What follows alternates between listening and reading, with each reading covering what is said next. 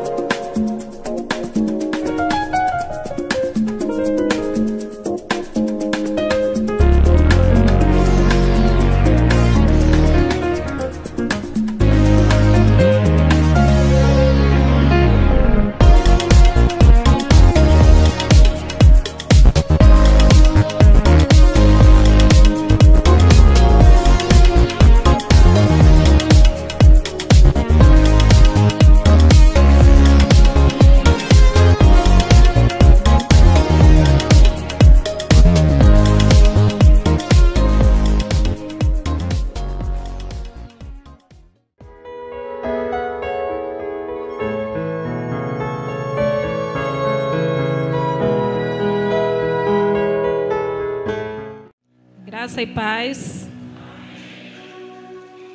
Depois de tudo que nós ouvimos, cantamos, lemos, a gente poderia ir para casa já. Mas assim, o Senhor tem mais algo a nos falar essa noite. Algo que primeiro Ele falou para mim e eu vou compartilhar com vocês. Alguns aqui eu ainda não vi, então eu quero desde já desejar um feliz ano novo. É a primeira vez que eu estou vendo alguns rostos aqui. Então, desde já, que seja um ano abençoado, que seja um ano debaixo da graça e da misericórdia do nosso Deus. Que possamos seguir firmes e constantes na fé. Então, nós estamos iniciando um ano. Temos alguns planos a realizar, algumas metas. Ano passado, que não faz muito tempo, eu perguntei quem tinha feito metas, quem tem hábito de fazer aquela lista de metas, de planos para o ano novo. Aí eu quero perguntar de novo, porque tem um pessoal diferente aqui hoje. Quem aqui tem esse hábito de fazer listas para o ano novo, de metas? São poucos. São poucos, mas temos. Temos pessoas com metas e planos para o ano novo. Eu sei que nós vivemos pela fé, mas é interessante nós fazermos essas listas, termos alguns alvos. Então, mas daí, quanto do que nós pretendíamos realizar no ano passado, nós conseguimos? Será que tudo que a gente se propôs a fazer, a gente conseguiu? Porque mesmo não tendo por escrito, mas na mente, a gente fica, né, com aquela vontade, com aquele desejo de trabalhar mais, de fazer mais coisas, quem sabe viajar mais. Então, são muitos os planos. Só que se a gente ficar pensando só sobre isso, a gente pode ficar com essa sensação que ficou faltando. O ano que passou ficou faltando alguma coisa. Faltou um pouquinho mais de esforço da minha parte para eu realizar tal e tal coisa. Mas ficar pensando assim não vai mudar o que já foi e só vai nos deixar tristes e frustrados. Essa é a realidade. A gente fica pensando só no que não conseguiu fazer.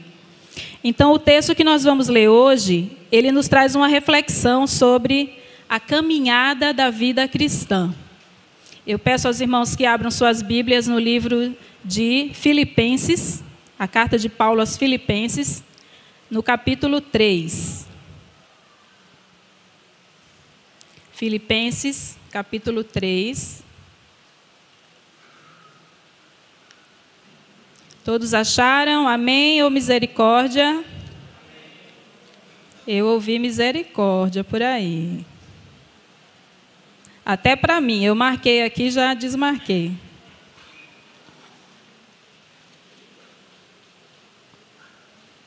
Filipenses, capítulo 3. Esse texto, ele trata sobre, o título que tem aqui na minha Bíblia, fala sobre a plena confiança em Cristo. E nós vamos ler dos versos 10 até o 14. Vamos lá.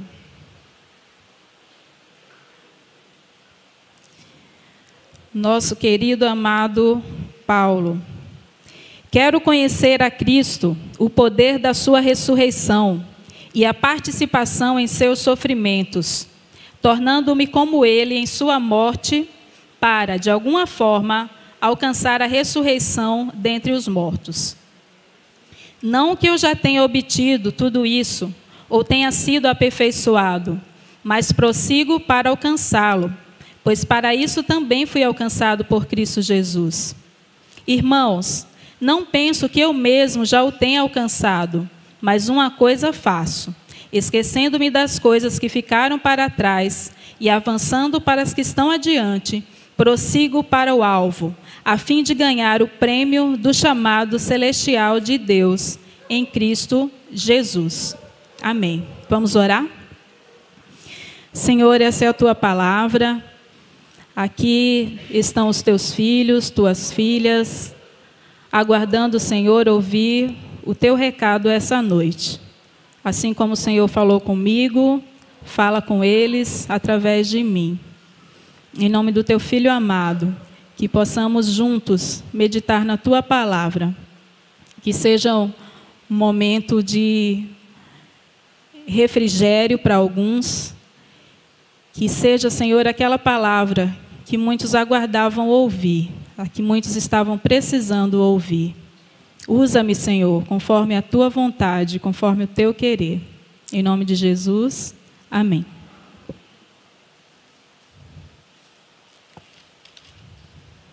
A carta de Paulo aos Filipenses, meus irmãos, ela foi escrita num ambiente não muito agradável. Paulo, quando escreveu essa carta, ele estava preso. Então, ela faz parte, é uma das cartas da prisão. Alguns aqui já devem ter ouvido falar sobre as divisões das cartas de Paulo. Então, essa carta aos Filipenses é uma das cartas da prisão, junto com Efésios, Colossenses e Filemon. São cartas que ele escreveu durante o período em que ele estava preso. Ela se destina aos irmãos da cidade de Filipos. Nela, nós percebemos o amor e o zelo que Paulo nutria por aqueles irmãos. Nós vamos, à medida que a gente vai lendo a carta, a gente vai percebendo. Depois em casa, ela é bem curtinha, são 4 capítulos o livro de Filipenses. Então, em casa, os irmãos deem uma lida. E à medida que a gente vai lendo, a gente vai percebendo o quão zeloso Paulo é com estes irmãos. Eu digo assim, eu estou hoje me referindo aos Filipenses, mas igualmente em outras cartas, aquele mesmo zelo, aquele mesmo Paulo, que era o perseguidor antigamente, enquanto estava lendo, eu estava pensando isso. Ele canalizou aquele zelo para o outro lado agora, com o cuidado, com o amor para com as pessoas. Aquele zelo que ele tinha em perseguir, em cumprir, porque ele estava cumprindo a função, quando antes da conversão. Então, o Paulo de hoje é aquele Paulo que se preocupa, aquele Paulo que se dedica, aquele Paulo que se ocupa em escrever, estando ele preso. Não é? Você pode pensar, eu estando no lugar dele, preso, eu estar me preocupando com outras situações a não ser a minha, né? A gente se coloca no lugar e não é fácil você ter uma atitude dessas. Você estando numa situação desfavorável, né? Estava preso. Mas o interessante é que ele não se queixa de nada. Você lê ao longo da carta, ele não se queixa, ele não reclama por estar preso. Ao contrário, ele encoraja os irmãos a estarem alegres. Essa é a temática uma das temáticas da carta. Ele fala, né, para os irmãos se alegrarem no Senhor, estarem sempre alegres, pelo fato de Cristo estar sendo conhecido através dessas prisões, através de todas as dificuldades que Paulo enfrentava, né, enfrentou. O nome de Cristo ia sendo conhecido cada vez mais. E ele louva a Deus por isso. Paulo se preocupa também, nessa carta, em alertar os irmãos quanto às influências de doutrinas estranhas que estavam tentando penetrar na igreja e atrapalhar. A gente sabe que não é nada difícil, né, más influências, tentarem atrapalhar o trabalho do Senhor. E com Paulo não foi diferente. Aqui a gente vê a influência dos judaizantes. Eles eram aquele grupo que buscava, que defendia e exaltavam a questão da circuncisão. Então, eles buscavam destacar essa prática, desviando a atenção do que era realmente importante, que era a mudança de vida promovida pelo Espírito Santo de Deus, e não por homens. Não era aquela prática o mais importante em si. Só que isso estava tentando atrapalhar, né, tentando entrar na igreja, e Paulo se preocupa com isso também, na carta. Voltando aqui um pouquinho, no versículo 2 do mesmo capítulo, do 3, ele coloca aqui, ó, cuidado com os cães, cuidado com esses que praticam o mal, cuidado com a falsa circuncisão, pois nós é que somos a circuncisão, nós que adoramos pelo Espírito de Deus, que nos gloriamos em Cristo Jesus e não temos confiança alguma na carne, embora eu mesmo tivesse razões para ter tal confiança. Porque Paulo havia sido submetido a essa prática da circuncisão, por isso que ele fala dessa forma. Então, mesmo diante dessa dificuldade, essa dificuldade é uma das dificuldades, né, que Paulo tem que lidar, estando ali preso, ele chama os irmãos, né, ele os convida a se alegrarem no Senhor, e com isso ele nos deixa uma grande lição de como encarar as dificuldades. A gente às vezes se pega pensando como determinada pessoa consegue passar por problemas e nunca está de cabeça baixa. Nunca está se queixando, nunca está murmurando. Aí a gente fala, qual é o segredo? O que será isso? Enquanto que outros, na mesma situação, murmura, reclama, pede, né, olhem para mim, eu estou precisando de ajuda, né? Isso depende muito do comportamento, do tipo da pessoa, da forma como ela reage às situações da vida. Mas, e Paulo? Será que Paulo tinha dificuldades? A gente olhando, ele estava preso. Essa é uma das dificuldades. Então, só para listar algumas, ele não tinha poucas dificuldades, meus irmãos. Ele havia sido perseguido, ele estava preso, né? Nessa carta que a gente está lendo, ele está preso. Com a prisão vem a consequência do distanciamento. Imagina alguém tão zeloso, tão cuidadoso para com a igreja e ter que se distanciar, ter que ficar longe. E nós sabemos que as distâncias, nessa época de Paulo, eram distâncias mesmo. Não é a gente aqui pega um ônibus, pega um avião. Temos dificuldades para isso, mas são bem menores do que a questão de Paulo aqui. Então, com a prisão, ele sofre também o distanciamento social. Aquela questão de estar próximo, a questão de estar ali no dia a dia, acompanhando os irmãos. E ele também sofreu tentativas de assassinato. Então, essas são algumas das preocupações de Paulo. Mas ele convida os irmãos, ainda assim, se alegrarem.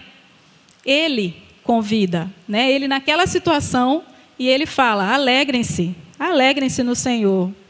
Nós aqui também temos nossos desafios.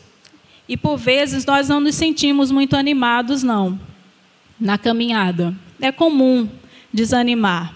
Não fique achando que você é estranho por não ser sempre essa pessoa que está de alto astral, está sempre sorrindo. Que isso também pode não ser tão verdade assim, né? Se a gente chegar mais perto. Aí eu abro uma brechinha aqui, que a gente tem aprendido na igreja, né, multiplicadora, a gente tem aprendido sobre os RDs. E quando você se relaciona com alguém, você chega mais próximo, você tem a liberdade e a abertura para perguntar para a pessoa como ela está, como foi o dia. Você cria um relacionamento próximo, mas é um relacionamento próximo, não aquele relacionamento invasivo, mas é um relacionamento que vai sendo construído aos poucos, no dia a dia. Imagina você ter alguém na sua vida com quem você pode contar. Alguém para dividir as cargas. Seria muito bom, né? Muito bom. Ah, que maravilha ter alguém, esse alguém. Para a gente, quando estiver em dúvida, estiver em situações assim, angustiantes, a gente ligar, passa uma mensagem para essa pessoa. Que maravilha. Então, o RD, que são relacionamentos discipuladores, ele proporciona isso. Vai proporcionar isso. E a nossa igreja tem investido nisso. Em breve, cada um aqui pode fazer parte disso aqui, desse relacionamento discipulador. Amém? Amém, meus irmãos. Cada um aqui vai poder desfrutar de um outro momento. É algo novo, a gente está aprendendo ainda. Logo nós vamos estar vivendo isso daqui na prática. O que é ter um relacionamento, ter melhores relacionamentos, nos conhecermos melhor. Então, com tudo isso, Paulo, distante dos irmãos ali, preso, ele ainda se preocupa em escrever essa carta. Eu quero agora que os irmãos abram em 1 Coríntios, capítulo 9. 1 Coríntios, capítulo 9.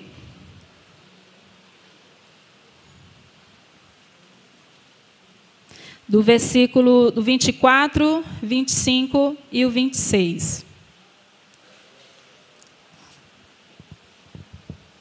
Diz o seguinte, o texto, a partir do 24. Vocês não sabem que de todos os que correm no estádio, apenas um ganha o prêmio? Corram de tal modo que alcancem o prêmio. Todos os que competem nos jogos se submetem a um treinamento rigoroso para obter uma coisa que logo perece. Mas nós o fazemos para ganhar uma coroa que dura para sempre. Sendo assim, não corro como quem corre sem alvo, e não luto como quem esmurra o ar. Amém? Eu li esse texto porque, enquanto eu estava estudando essa parte aqui em Filipenses, o livro de Filipenses, me veio à mente a ideia eu falei a caminhada da vida cristã, mas nisso a gente pode imaginar uma pista de atletismo, onde muitos ali caminham, outros correm. Então, nessa pista, como disse aqui o texto que a gente acabou de ler, nem todos vão ser vencedores, nem todos vão sair vitoriosos. E assim como um atleta que se esforça para atingir a melhor marca, na nossa vida, por vezes, nós nos assemelhamos a esses corredores. E a nossa vida é como essa pista, uma pista de corrida, por exemplo, onde ao longo do percurso nós encontramos muitos tipos de corredores. Vamos ver alguns desses tipos. Temos aqueles que estão estreando, sem nenhuma experiência, inseguros. Tem também aqueles que se prepararam, mas que não se acham mais dignos do que qualquer outro ali de ganhar o prêmio. Tanto faz, ou ele ou outro, para ele é igual, ganhar ou perder. E tem ainda aqueles muito confiantes de que vão vencer a corrida porque se sentem preparados. Eles são autoconfiantes, confiam neles. Eu vou vencer, eu me preparei, eu me esforcei, eu vou vencer.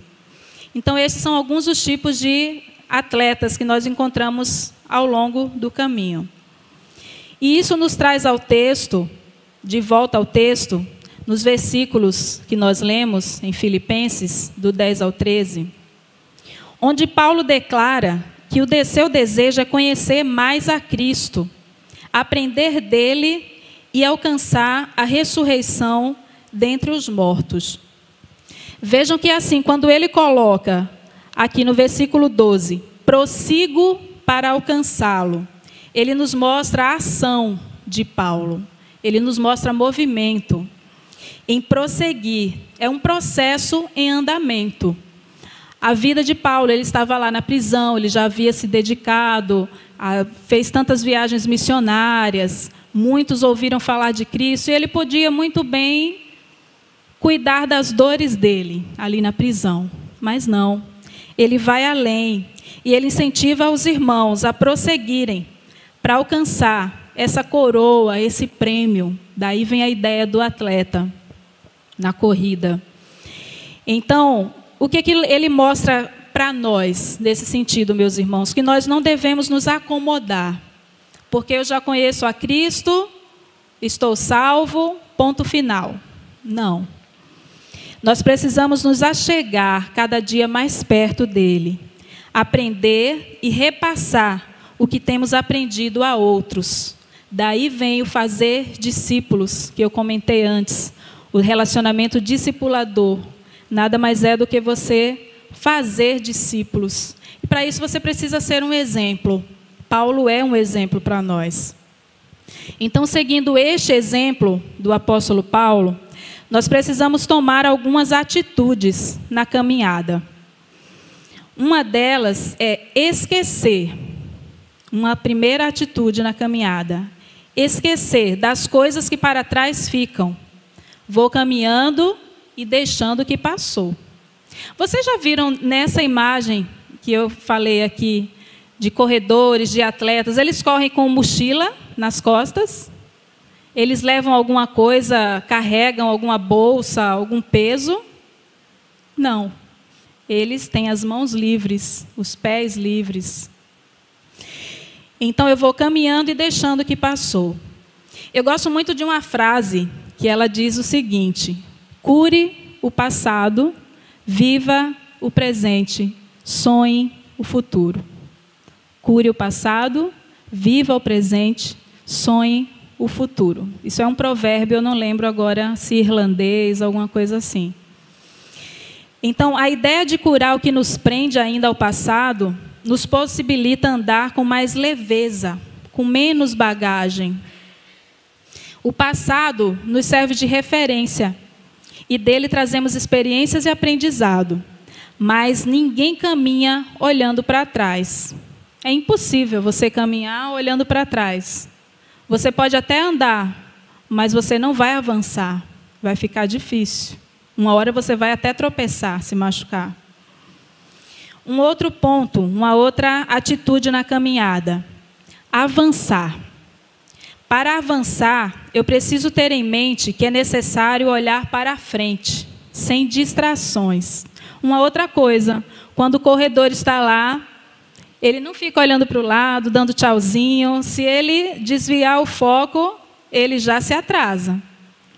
Se ele for parar para ver a mãe, a tia, o pessoal da família, a torcida toda que está ali, dar tchauzinho, ele já vai perder tempo, já vai se atrasar. Então, precisamos ter em mente que para avançar é necessário olhar para a frente, sem distrações. Nós não sabemos o que o futuro trará. Nós não temos esse dom de saber o que vai acontecer daqui a pouco, amanhã, semana que vem, mês que vem. E isso causa incertezas, isso causa insegurança. A gente pode, ao longo da caminhada, se sentir inseguro, pode sentir medo, isso é normal ao longo do percurso. Mas se nós colocarmos Deus à frente, nós precisamos temer com nosso Deus à nossa frente? Não há o que temer. Nosso Deus está à nossa frente. Um outro ponto na caminhada, uma outra atitude é prosseguir. Ao longo do caminho, pode bater o cansaço, o desânimo, obstáculos para tentar nos parar. Mas quando temos um alvo, nós sabemos para onde estamos indo. Aí aqui a gente leu, lá em 1 Coríntios, que Paulo disse que ele corre, mas ele não corre sem um alvo. Ou seja, ele não corre por correr, ele tem um porquê, ele tem uma razão, tem um objetivo. E, assim, nas pregações aqui do pastor Johnny, ele sempre frisa que a nossa morada não é aqui, que o nosso lugar não é aqui, que muitos dos nossos sofrimentos se dão por conta de nós estarmos apegados ao que estamos vivendo aqui. Coisas daqui, situações, sentimentos desse mundo.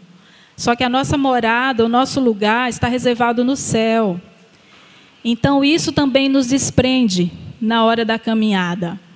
Da gente conseguir caminhar, avançar, prosseguir, sabendo para onde nós estamos indo. Tendo esse alvo. Quando nós temos esse alvo, nós sabemos para onde estamos indo e as dificuldades serão superadas com mais facilidade. Quando você tem um alvo, você supera as dificuldades porque você sabe o que você quer, você sabe onde você quer chegar. Então, quando nós sabemos que o nosso destino é o céu, chegar em casa, aqui nesse mundo a gente tem a pequena sensação de sair, muitas vezes resolver alguma dificuldade, algum problema, ou até mesmo um passeio, viagem. Está aqui a nossa irmã Cessa, que chegou recentemente, né, irmã Cessa? Estava viajando. E chegar em casa é uma sensação, não sei vocês, mas eu gosto de chegar em casa. Você chega na sua casa, você fica à vontade na sua casa. Cheguei, aqui é o meu lugar. Só que eu tenho algo a dizer a vocês, ainda não é nessa casa. Se na sua casa é bom, imagine no céu. É muito melhor. Muito, muito melhor. Então, meus irmãos, se nós sabemos que o nosso destino é o céu, então prosseguir para o alvo, o que isso significa? Continuar firmemente no caminho estreito. Eu comentei sobre as dificuldades, falei que nem sempre a gente está animado para caminhar. E não se sinta triste por você não ser sempre a pessoa que está cantarolando e feliz da vida. É comum você ter momentos de desânimo ao longo da caminhada. Mas continuar nesse caminho estreito e apertado que conduz à vida eterna faz toda a diferença. Não é qualquer caminho, é um caminho que nos conduz à vida eterna. E isso faz muita diferença. Então, com essa carta que Paulo escreveu, ele estava se preocupando com os filipenses naquela época. E essa carta se destinava aos filipenses. Só que hoje nós podemos trazer para nós, para os nossos dias, e tirar algumas lições. Na caminhada da vida cristã, nós vamos nos deparar com muitos obstáculos. Mas precisamos manter nossa confiança em Cristo. Ele nos faz capazes de superar as dificuldades e seguir em frente. Não é um treinador, não é a alimentação correta, não é a vestimenta correta que um atleta utiliza que vai garantir a ele vencer a corrida. Essa corrida a qual eu estou me referindo. Para vencer essa corrida, aquele que nos capacita é o nosso Deus. É Ele que nos dá a capacidade. Então, meu irmão, minha irmã, se você está enfrentando algo que está te prendendo, que está meio que te segurando, para você não realizar a boa, perfeita e agradável vontade do Senhor na sua vida. A vontade do Senhor, ela parece que não vem para você. Você já teve essa sensação alguma vez? parece que está sozinho, parece que nada acontece, parece que nada muda. Então, o que fazer? Aí a gente já quer uma solução imediata, já quer resolver, já quer se movimentar, já quer correr de qualquer jeito. Mas lembram do alvo? O nosso alvo é quem? Quem é o nosso alvo? Cristo. Ele é o nosso alvo. Então, com dificuldade, sem dificuldade, feliz, não muito feliz, a caminhada deve continuar. Você não pode parar. Não temos esse luxo de simplesmente sentar e parar. Não. A gente precisa continuar. Então, Cristo nos faz capazes de superar as dificuldades e seguir em frente. É importante também observar a forma como estamos caminhando. Qual tem sido a nossa atitude enquanto estamos caminhando?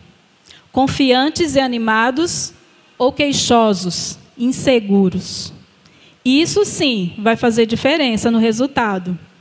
Se você está caminhando confiante, animado, ou você vai estar se queixando, você vai estar parando pelo caminho, desanimando sempre e não buscando olhar para o alvo, desviando o seu olhar. A forma como fazemos esse percurso é o que faz a diferença, tornando a caminhada menos árdua. Aí a gente lembra daquele texto que diz que a alegria do Senhor é o quê? A nossa força. Então, quando você, ao longo dessa semana que vai começar, você se sentir desanimado, eu digo isso porque eu já fiz esse exercício. Uma das pregações aqui, o pastor comentou sobre ter essa atitude de fé, começar a semana com atitude de fé, de confiança. E isso fez diferença na minha semana. E eu quero compartilhar isso com vocês. Comecem a semana com essa alegria. Não é qualquer alegria, não é a alegria que o mundo dá. Não é só simplesmente pega um sorriso, coloca no rosto e sai por aí. Não. É algo que vem do alto. É a alegria que é o fruto do Espírito. Que ela é superior a qualquer outro tipo de prazer que esse mundo possa nos trazer. Então, a alegria do Senhor é a sua força, meu irmão. É a minha força. Então, não esqueçamos de estar alegres. Aquela alegria que só o Senhor pode nos proporcionar. Paulo nos exorta a seguir adiante. Esse é o convite dessa noite, seguir adiante. Não importa os obstáculos, não importa as dificuldades. Siga. Vamos em frente. Enquanto ele nos convida a esquecer o que ficou para trás. Algumas coisas não são fáceis de esquecer. E quando a gente tenta esquecer sozinho, aí se torna mais difícil ainda. Mas eu comentei aqui sobre o relacionamento discipulador. Se você quiser aprender um pouco mais sobre isso, venha na quarta-feira, participe dos estudos. E futuramente nós vamos estar vivendo na prática o que é um relacionamento discipulador. O que é você ter com quem você contar. Mas nós já podemos fazer isso desde já. Você pode começar sendo exemplo na vida de alguém. Pode começar sendo presente na vida de alguém. Não fique só esperando que alguém venha até você. Você é o corredor. Lembra da ideia da corrida? Você está na corrida. Você não está na plateia só assistindo, não. Você está nessa corrida. Então a sua atitude é muito importante. Esqueça o que ficou para trás, as falhas, as tristezas do passado e prossiga firme na caminhada, mantendo a postura confiante naquele que nos assegura a vitória, Jesus Cristo, nosso Senhor. Amém?